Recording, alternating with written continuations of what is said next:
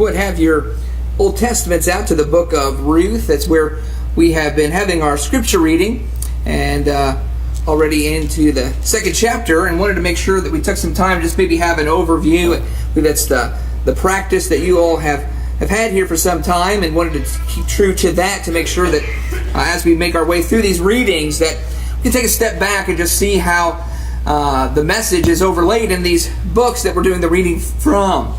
The book of Ruth is an absolutely beautiful book of God's message of love and redemption and hope, and so many wonderful themes can be found in the book of Ruth. But that primary really theme it's in many ways, I love how it is kind of a preview of the gospel, the plan of salvation that God had originated from the time that mankind had fallen into sin. And we're going to see how the book of Ruth is overlaid with the very first chapter in extremely dark and dire circumstances, leading to the end of the chapter in 4 chapters with the fullness of the God's redemption. So if I could put a theme on the book of Ruth, it would be from famine to fullness. The first chapter being, I don't know that you could get any darker, any more state of despair, or just feeling like all is lost. And that's really Naomi's mindset. Naomi feels like she has absolutely been cursed by God. She feels that because of the choices that she has made, that she has forfeited all of God's blessings. And she's pretty much been okay with the fact of almost as maybe a sense of feeling judgment or feeling of consequences that she's made in her life, that now the rest of her life she's consigned to live a poor, miserable existence. And she's okay with that. That she's resigned to that now she wants her daughter-in-laws to kind of go on their way and kind of leave her to her own misery. She realizes it would be too much to ask for them to actually go with her, because she feels that anybody who comes along with her is only asking for more of just this darkness, this emptiness in her life.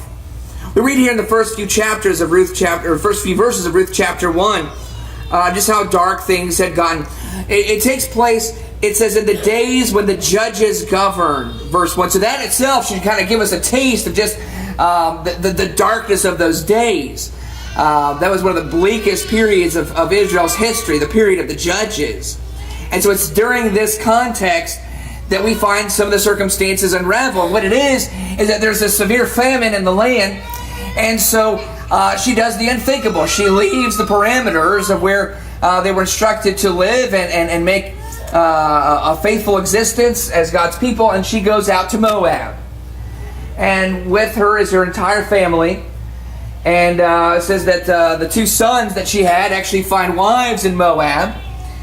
And the famine is so severe that even over in Moab, she loses everything. She loses her husband, her 2 sons die as well. And all that's left are these 3 widows. Find here, it says in verse 1 of Ruth chapter 1, "Now it came about in the days when the judges governed that there was a famine in the land. And a certain man of Bethlehem in Judah went to sojourn in the land of Moab with his wife and his 2 sons. The name of the man was Elimelech, and the name of his wife Naomi, and the names of his 2 sons were Mahlon and Chilion, Ephrathites of Bethlehem and Judah. Now they entered the land of Moab and remained there. Then Elimelech, Naomi's husband, died, and she was left with her 2 sons. They took for themselves Moabite women as wives. The name of the one was Orpah, and the name of the other Ruth. And they lived there about 10 years. Then both Mahlon and Chilion also died, and the woman was bereft of her 2 children and her husband."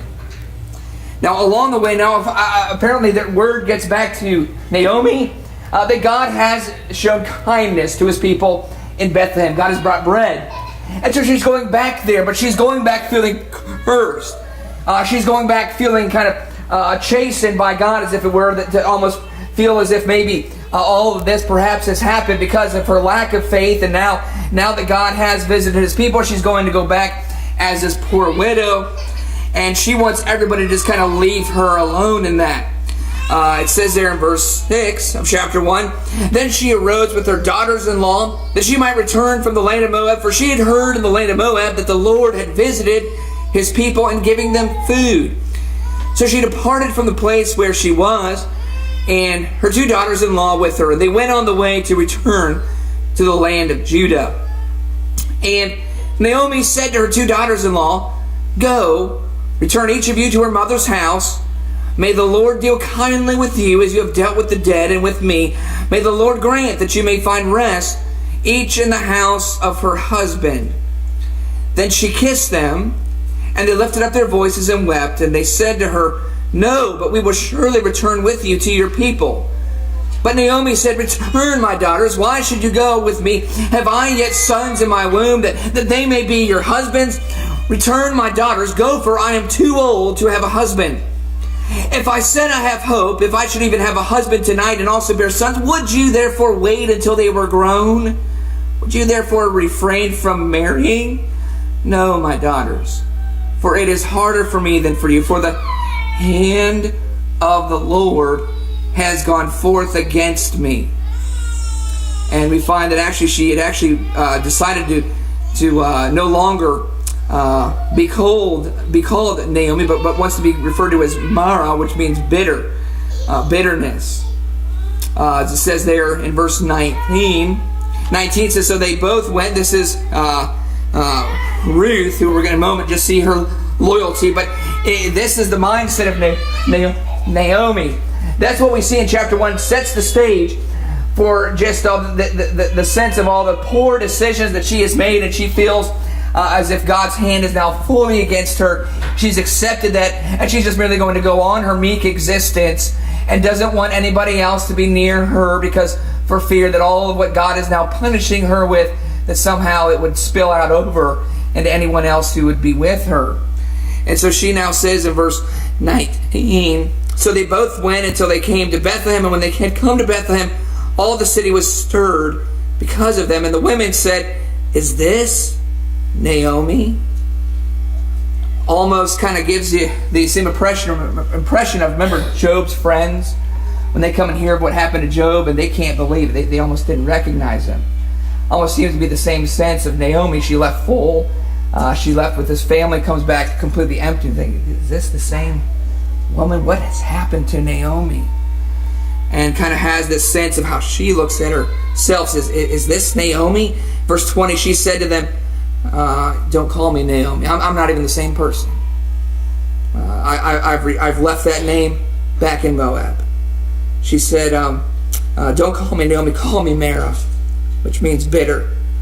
For the Almighty has dealt very bitterly with me. I went out full, but the Lord has brought me back empty. Why do you call me Naomi? Since the Lord has witnessed against me, and the Almighty has afflicted me. So Naomi returned, and with her Ruth, the Moabitess. So even with all this darkness, with all this blackness, and that's what we see in Naomi, just the absolute level of despair that she has now fallen into. But there is this glimmer of hope. And I love that even in all the despair and all the just kind of beating herself up for these things that have happened to her, she believes that because of the choices perhaps she has made, that God is now punishing her. And perhaps so, who can argue that she just did not wait it out long enough in Israel? Perhaps if she would have stayed there, maybe none of these things would have happened. Who's to say? It's hard. Say hindsight's 20/20. We could sit there and say, well, if I wouldn't have done this, I should have, I could have. And we do that a lot, don't we? When all of a sudden things just unravel. We say, maybe if I wouldn't have done that to begin with, none of this would have happened. And so she's just burdened by that and overweight with all these thoughts. But with this, there is a glimmer of hope. And the glimmer of hope is that there is a conversion story. And Naomi doesn't necessarily see this. She's kind of maybe lost sight of this. That with the horrible circumstances that have occurred to her, there is a foreigner who now, because of the things that she has witnessed by these children of God, Naomi and her husband, is so committed to Naomi that even in this darkest days of her life, in her mind, she thinks, I'd rather live in despair with God than to stay here in Moab with all the abundance that perhaps I could have. I love that. With this, there's this glimmer of hope, because that's the story of Ruth. Ruth is the balance of the darkness that so many people feel when they feel that because of the choices that they made, and I think that's a representation of the gospel story of sin. That we all have to come to grips with the fact that yes, all of our despair, all of the miserable things that we find in our lives are a result of sin. And we can spend our days beating ourselves up, kind of feeling like we're just martyrs for God's wrath to always be upon us. Nothing we ever do will ever be good enough. I once had it good, but because of the choices I've made, I'm now living in just moral poverty, so to speak. I'm just going to accept that fact, and I'm just going to kind of work out some meager kind of existence for myself. Just leave me alone. There's no hope for someone like me. You ever hear stories like that? Do we know anybody like that? I've blown it. I'm sure God would never want to help someone like me. I'm sure God's probably just going ahead and giving up. So just you guys leave me alone. Let me just kind of work out my own existence and just kind of the darkness of despair. And Ruth says, absolutely not. I'm with you. Because she says something in her loyalty. She says, your God is going to be my God. And even though in Naomi's mind, she's going back to just a horrible existence of a poor widow who's going to work out some meager existence for herself. She's going to have to be begging essentially for food. There is no hope for her. And in Ruth's mind, she is so thankful, so grateful for the things that Naomi's brought to her mind and her understanding. She's now leaving the foreign gods behind her, and she's going to be loyal to Naomi in dedication of her loyalty to her God. This is what we see in verse 14. Ruth chapter 1 verse 14 says, and they lifted up their voices and wept again. And Orpah kissed her mother-in-law, but Ruth clung to her. And then she said, behold, your sister-in-law has gone back to her people and her gods. Return after your sister-in-law. But Ruth said, do not urge me to leave you. Don't you even say it. I don't want to think about that. In other words, she is so grateful, even to be living the life of a beggar, a poor beggar. And that's what we're going to see her do. She's going to basically go in to the fields, and it was provision that all the poor could go in and kind of pick up the remnants and what was left over, and they could kind of make a life for themselves. And she's consigned to that, but she's glad to do so. She's not going to leave her side.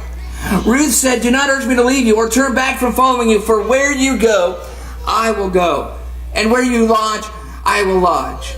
Your people shall be my people, and your God my God.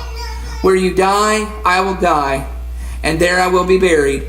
Thus may the Lord do to me, and worse, if anything but death parts you and me. When she saw that she was determined to go with her, she said no more. And they are rewarded. Because of this faithfulness, we meet a kinsman redeemer. And it just so happens that as they go back to Bethlehem, that Ruth, in her loyalty to her mother-in-law, decides she's going to be the one to go out and she's going to do the work.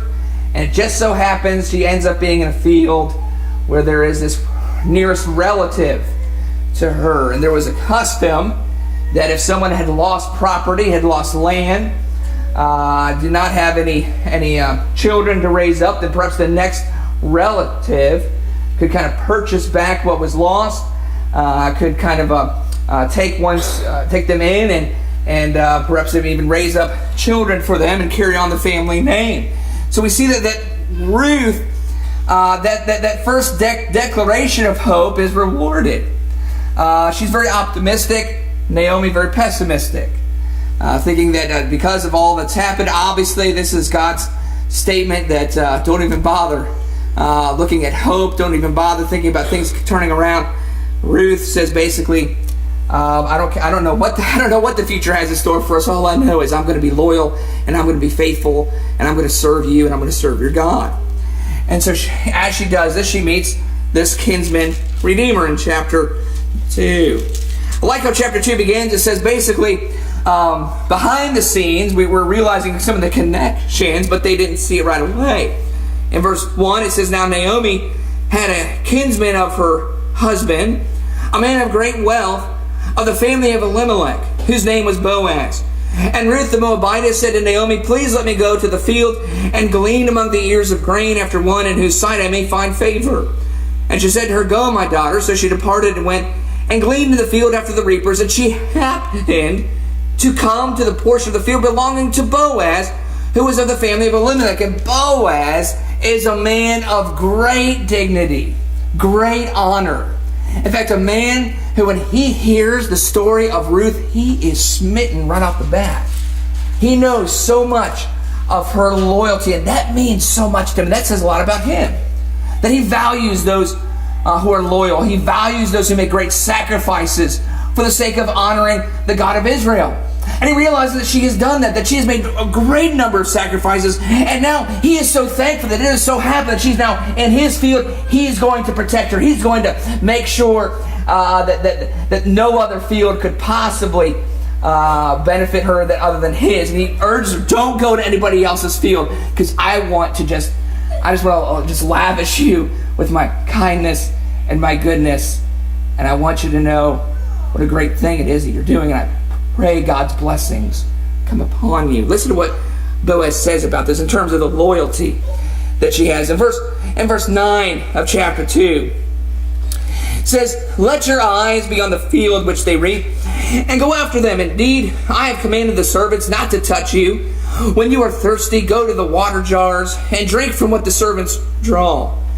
Then she fell on her face, bowing to the ground, and said to him, Why have I found favor in your sight that you should take notice of me, since I am a foreigner?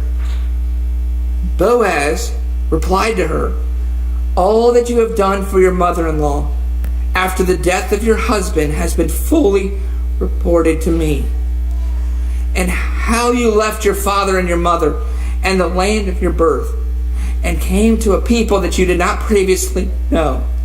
May the Lord reward your work, and your wages be full from the Lord, the God of Israel, under whose wings you have come to seek refuge. It's so beautiful, just the foreshadowing of basically, this is our relationship with our kinsman redeemer. Christ, in many ways, is our kinsman redeemer. He's the closest to us, able to redeem us, because he was the one who has our human form. He's closest to us so that he understands everything we go through. He understands the intricate nature of temptation. He understands the intricate level of how difficult it is for one to be willing in spirit but weak in the flesh. And we have one who basically looks at us and looks at individuals who are outsiders, who have no reason to expect any goodness from God, but rather if they were just simply, as Ruth did, show loyalty, show obedience, honor God, and totally give ourselves to Him, even in our humility and our unworthiness, we will be richly rewarded. Those of us who seek refuge under the comfort of the wings of the Lord. And that's the balance. You have the extreme of Naomi, who feels that once you've messed up, you might as well just give up hope. The gospel is the antithesis to that, where maybe we don't have a right to ask for things to be turned around. God in His grace and His mercy wants to lavish us with His goodness. So that's the mirrored combination of Naomi and Ruth. Even in our despair, even when maybe we deserve to have no more good things in our life because of what we've turned away from, God in His rich mercy loves to lavish those who have turned to Him, who are loyal to Him, who will honor Him, and will protect them. And so this is a beautiful story of redemption. As we come to chapter 4, we see how it was literally from famine to fullness, going from a place of feeling there's no hope at all. And look at how we end up in chapter 4. In chapter 4, after Boaz fulfills his vow that he is going to be that kinsman redeemer, and he is going to buy back the property, and he's going to marry Ruth. It says in verse 13 of chapter 4, so Boaz took Ruth, and she became his wife, and he went into her, and the Lord enabled her to conceive, and she gave birth to a son. Then the women said to Naomi, blessed is the Lord, who has not left you without a redeemer today. And may his name become famous in Israel.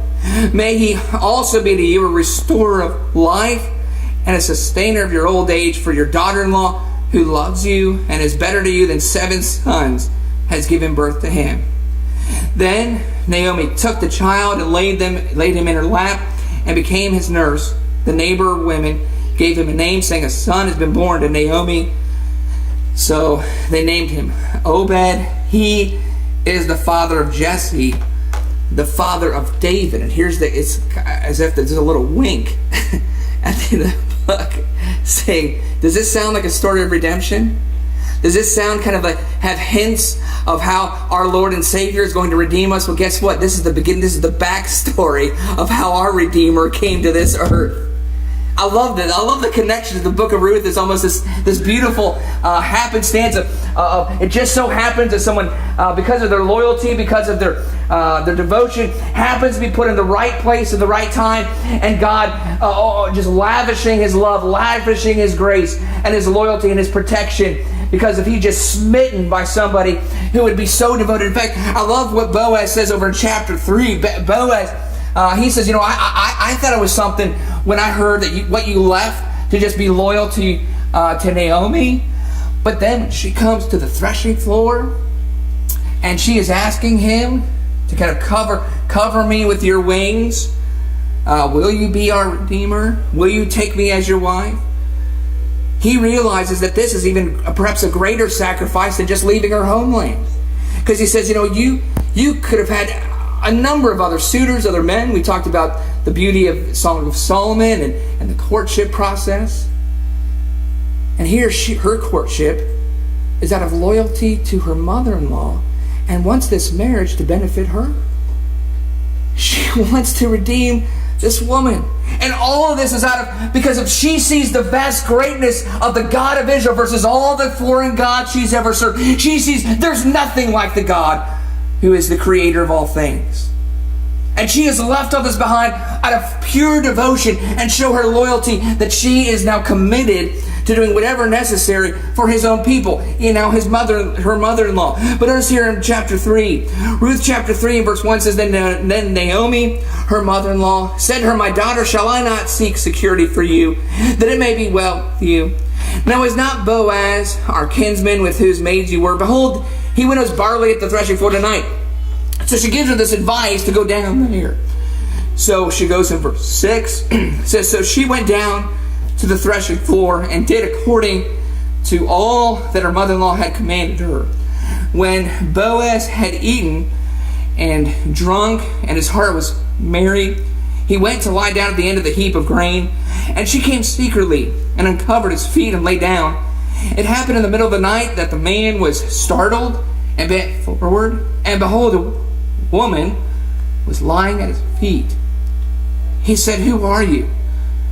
And she answered, I am Ruth, your maid. So spread your covering over your maid, for you are a close relative.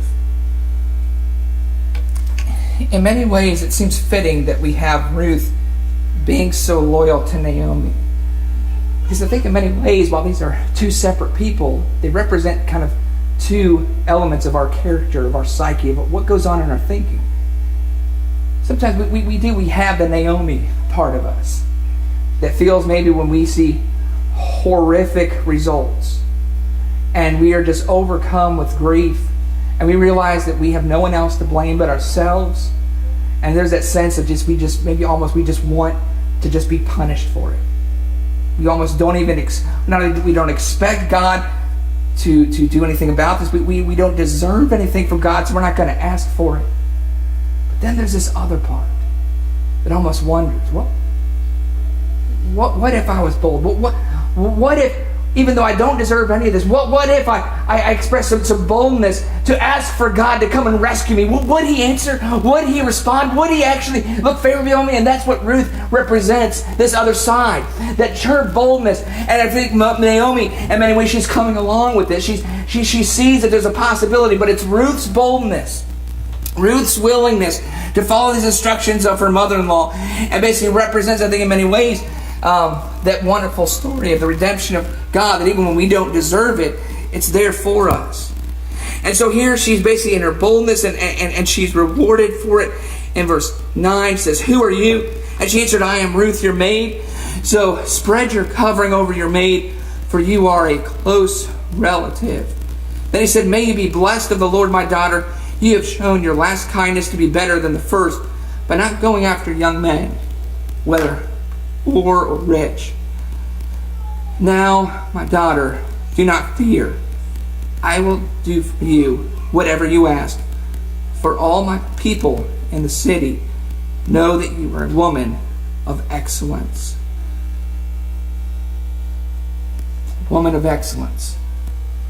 I think in many ways this is the foreshadowing of the great reward for all those who look at Christ as our kinsman redeemer. Because while we could have so many other ways that we could live this life, choose to forgo that out of loyalty to a God who calls us to be joined to him that way.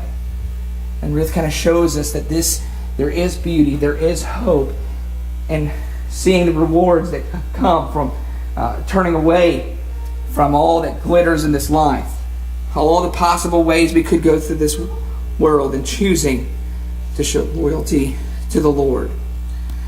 And kind of another way we kind of back up, and I want to see how the book is laid out. It's pretty interesting.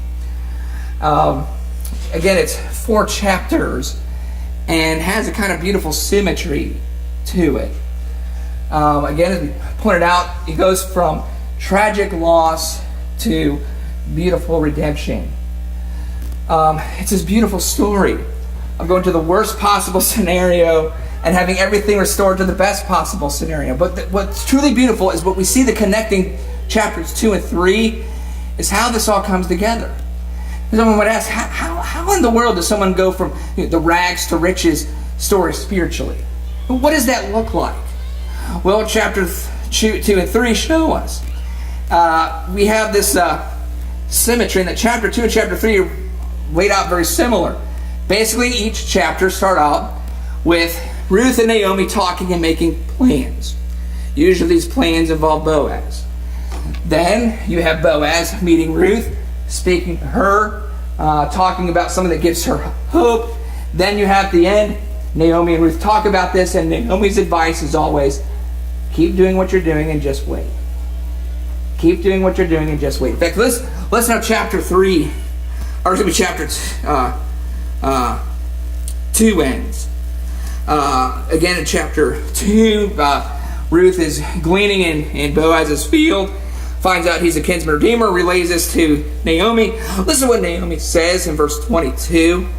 Ruth chapter 2, verse 22 says, Naomi said to Ruth, her daughter-in-law, "It is good, my daughter, that you go out with his maids, so that others do not fall upon you in another field." So she stayed close by the maids of Boaz in order to glean until the end of the barley harvest and the wheat harvest. And she lived with her mother-in-law.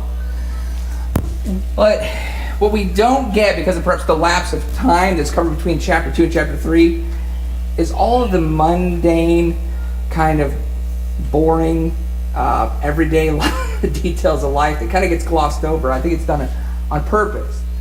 What you have is basically Ruth, every day, kind of the same day. She gets up, she goes early, she goes to work, she comes home, she tends to her mother-in-law. Next day, repeat. Same thing over and over again. Basically, Naomi is saying, just trust me. Just keep doing this every day. Don't go anywhere else. Don't stop. And we're going to see how this is going to pan out. Same thing in chapter 3, when she goes and lays herself down at Boaz's feet. He makes this promise. Of course, we have to see how this is going to pan out. Is he going to follow through with it? She says, just wait. I guarantee you, He's a man of his word. Just wait. Just wait for all this to pan out, and he's going to make this happen. In many ways, this is comforting, because I think what it shows is that the amazing conclusions of God's purposes, and we see that at the end of the book. We see this genealogy to David, that all these things happen to bring about David the king, which then brings about our Savior. This is all purposely done in this point I want to make.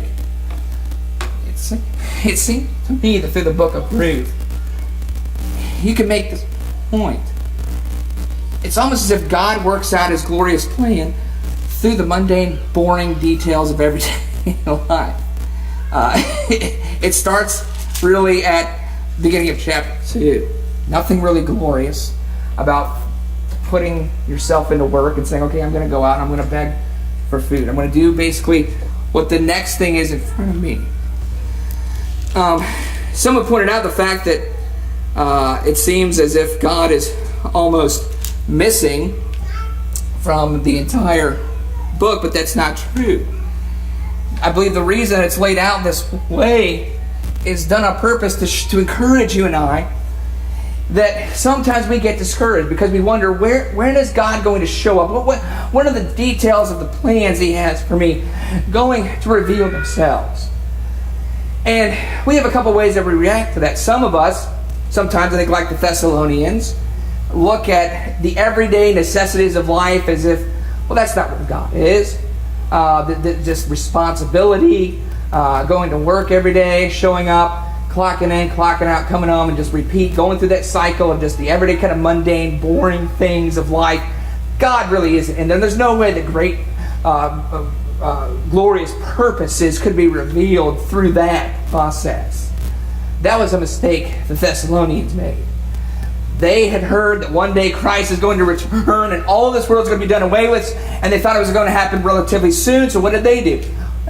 Work, getting up in the morning and going in and doing a job that goes kind of, what's the point of that when the grand scheme of things, we're going to one day be with God.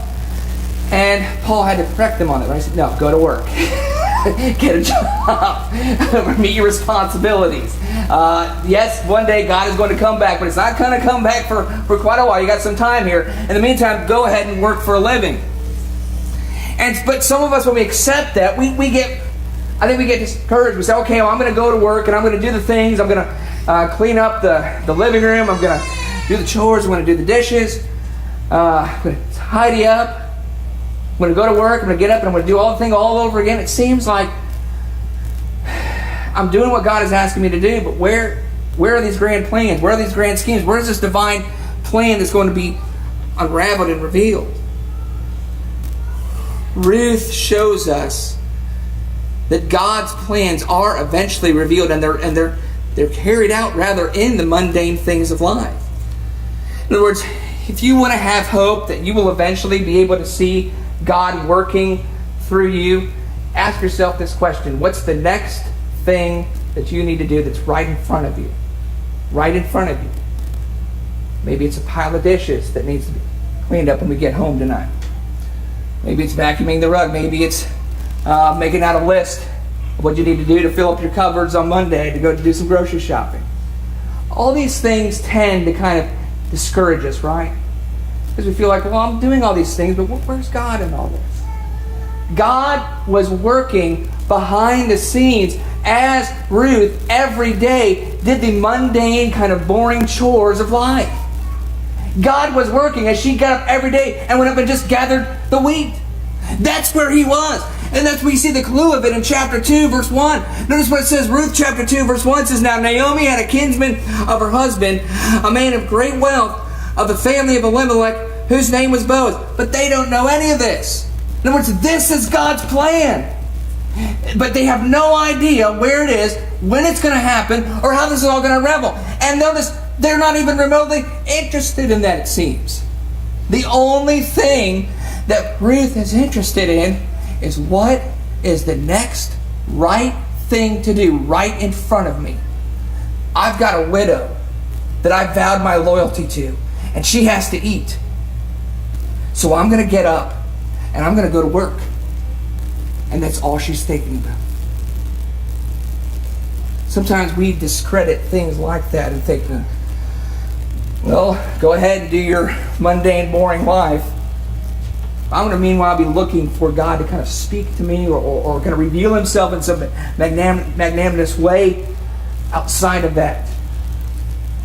Be careful about that.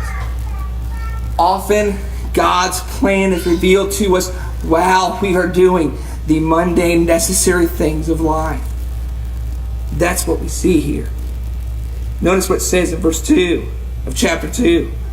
Ruth, the Moabitess, said to Naomi, "Please let me go to the field and glean among the ears of grain, after one in whose sight I may find favor."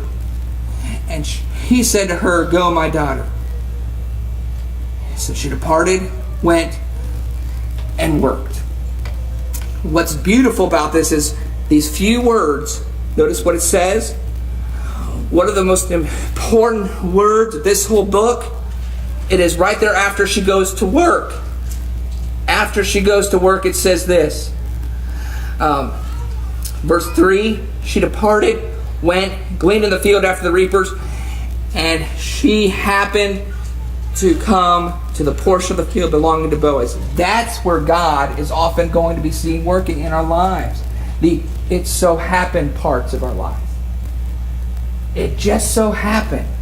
While I was simply meeting the responsibilities and duties I have of being loyal to those around me, loyal to those I've shown commitment for, loyal to a spouse, loyal to a parent, loyal to a child, a grandchild. Whatever it is, don't mistake going through the necessary details of responsible daily living. God is going to show up in the "it just so happened." It can be just something, it just so happened I switched from Dove to whatever. And something happens to that. It just so happens that on my way to work, I took a different route. Maybe I couldn't get to this route because of the snow, because of the ice. And it just so happened on my way to work, I meet this individual. That's where God reveals his plans for you and I in our life. Not in, well, you know what, I'm getting tired of this mundane, boring thing. I want God to just show up and make me useful to him. That's not Ruth. Ruth is God shows up in a just so happen moments of you doing your everyday kind of boring chores of necessity. And look what happens. At the end of Ruth, we find Ruth chapter 4, verse 16. Then Naomi took the child, laid him in her lap, and became his nurse. The neighbor women gave him a name, saying, "A son has been born to Naomi." Because not only is it happening in the just so happen moments of responsible living, but let's not forget what was the beginning link to all of God's plans. It just so happened Naomi made a poor choice. It just so happened she looked at what was right in front of her, saw that there's something that could be done, and Moab leaves, and all this tragedy happens. In her mind, she thinks there's no possible way God could or would want to fix this. Don't ever give up hope that even in our mundane choices of life, even the mistakes we make, God just so happens to be working even in those moments. That's where he works. He works, and it just so happens that I made a poor choice. I made an impetuous decision. I thought this would be the right thing, and all of a sudden it seems like everything in consequence to that one decision is bad, and it's getting worse all the time. And Naomi feels like there's no possible way that anything can be turned around. Yet how does God turn it around? It just so happens she meets a woman named Ruth who's smitten by the God of Israel, who now pledges her undying allegiance and loyalty, even in saying, "I'm going to watch over you. I'm going to feed you. I'm going to serve you. I'm going to protect you. You stay home. I'm youthful. I'll go to work. I'm going to go clean in the field." And it just so happens God shows up, and his divine plan is revealed. I find that so encouraging. Because it seems that so many times we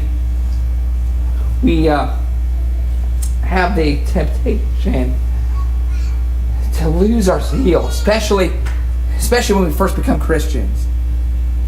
Especially when we're making these life-altering decisions. We're doing something that isn't the mundane, normal, everyday thing.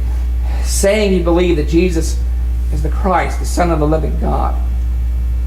Getting a change of clothes and then being buried in water for the forgiveness of your sins is not mundane. It's not boring. It's exciting. It's invigorating. You come up out of those waters and you're thinking, yes, this is the beginning of my new life. But then what happens? You go right back to, well, the next day is kind of the same it was before I was baptized.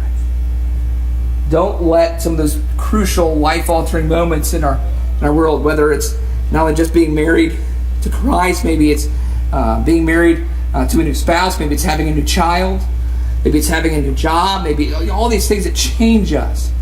We get very tempted to want to have kind of the next kind of a new inspirational moment to say that's where God is.